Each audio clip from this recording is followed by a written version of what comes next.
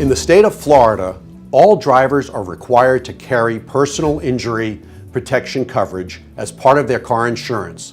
This no-fault car insurance system is a way for Florida citizens to make sure they can get help with medical bills after a car crash, even if they are at fault for the wreck. This program, enacted in the 1970s, is now on the verge of ending.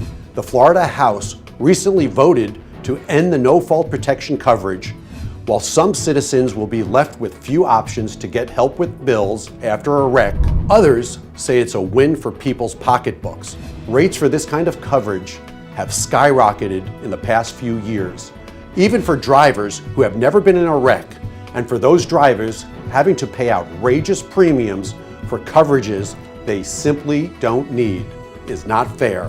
There are currently two different proposals for bills to replace personal injury protection.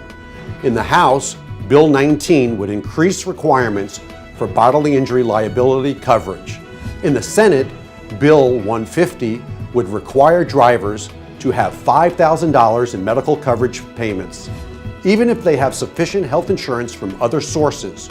Critics say this is essentially a more costly form of personal injury protection, which has often been called a costly and inefficient system.